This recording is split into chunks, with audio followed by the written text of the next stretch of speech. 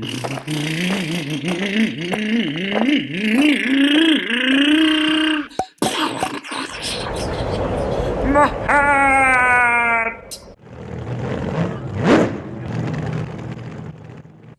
so I have some Crawler tires and I have some foams. Now there's a lot more to choose from as far as foams, but the question is, what is the difference between not running foams, or cutting your foams, or these dual foams, dual stage here.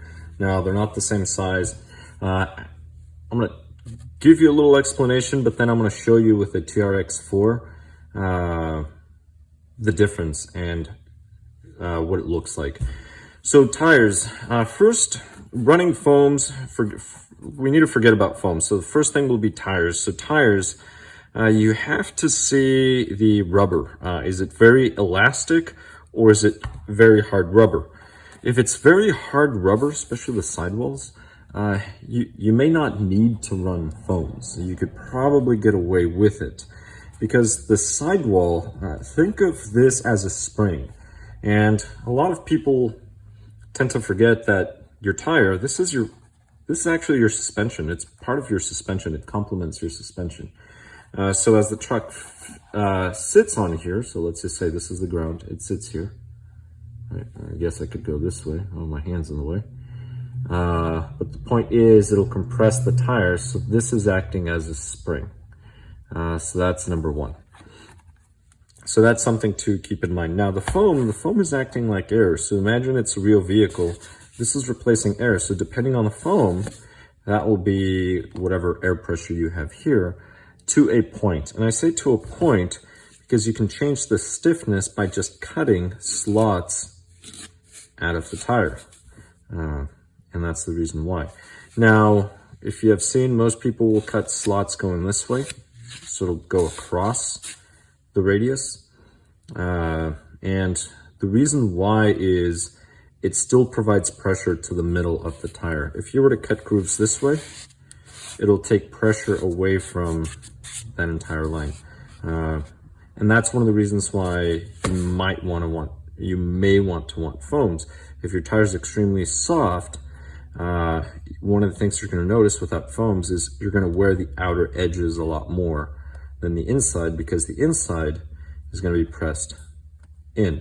And this is very similar to car tires. So car tires, once every 6 months or so, depending on the vehicle, how much I drive the vehicle, I'll take my calipers and I'll measure the inside, middle, and outside of the tread to determine what the wear is. So if the wear here and here should be about the same, but if I notice it's wearing a lot less here, I'll add some air.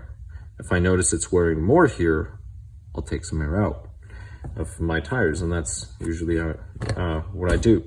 So calipers are your friend.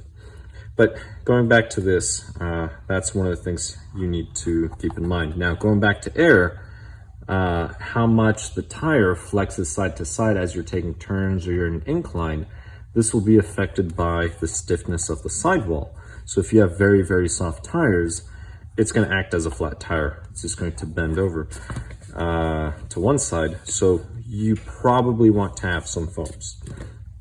So that's the basic difference between them. And when I show you the TRX, you'll get the visual.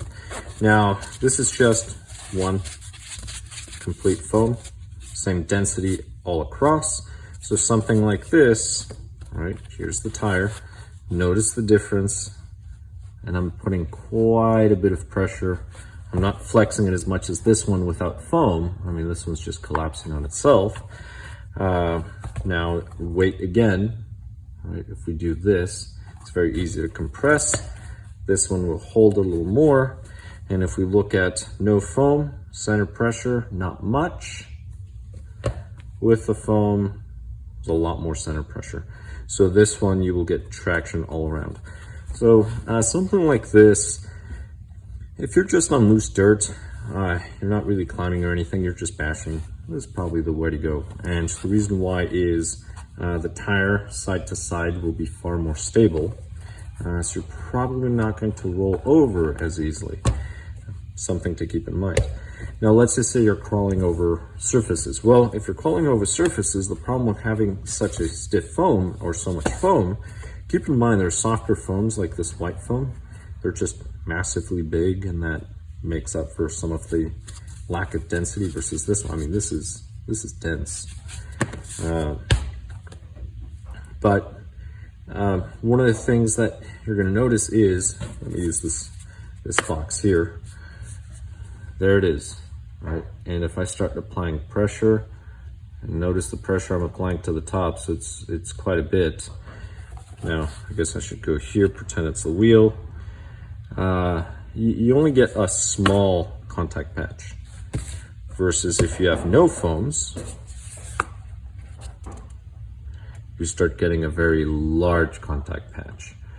So if you start crawling over surfaces, you get more of these little blocks that are now grabbing onto the surface in order to climb, which is why you may want to go with no foam. Unless it's too soft, then you want to go with a foam. So those are the basics. And like I said, with the TRX4 that I'm going to show, it'll be a lot easier to visualize because there I have a tire without foam, I have a tire with foam.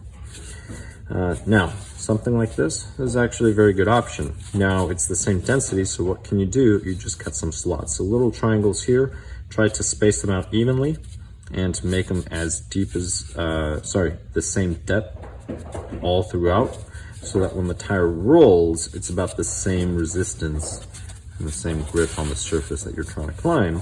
And then by using these foams and cutting them this way, you're not going to get as much of that side-to-side collapse of the tire as you would with out of foam.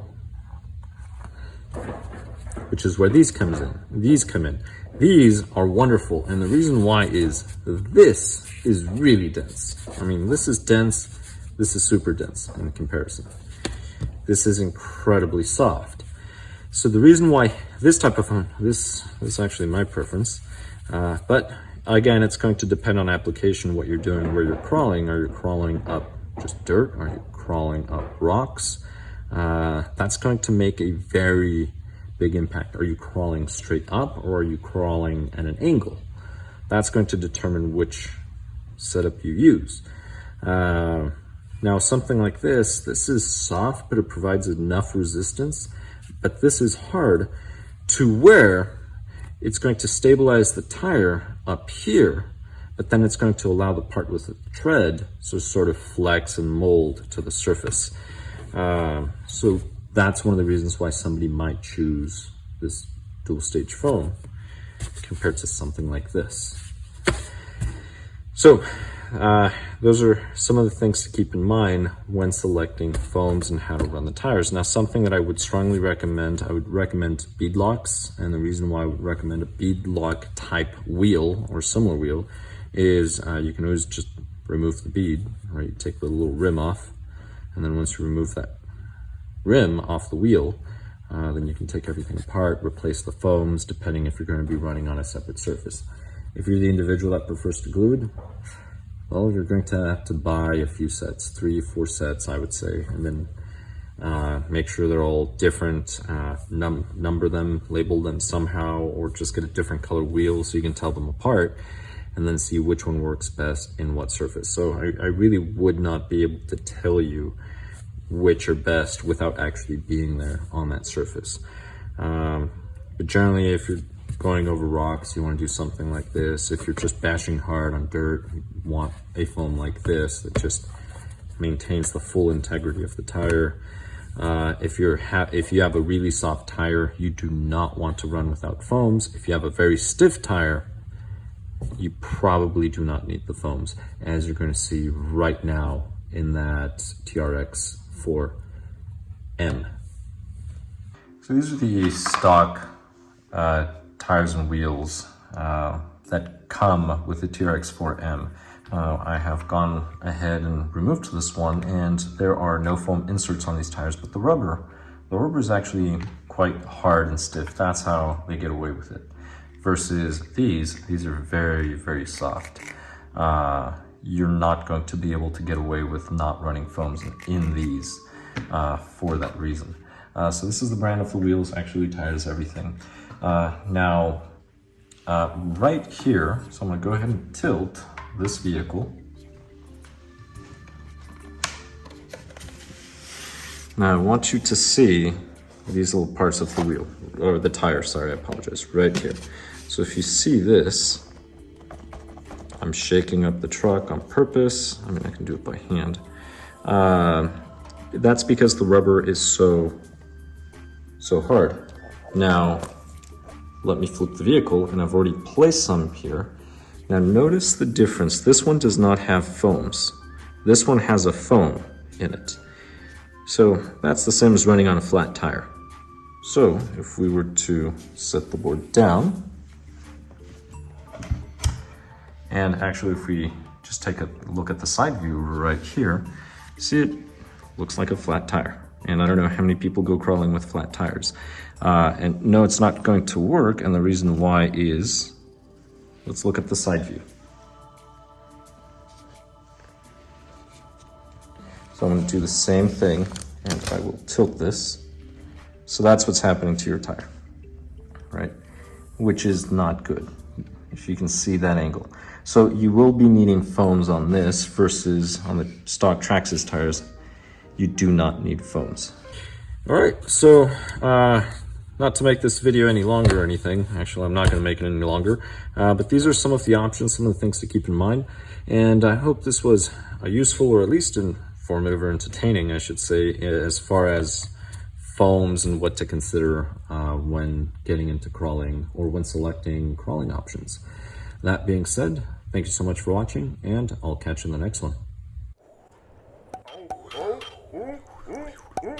what? Oh, my hair! My rod!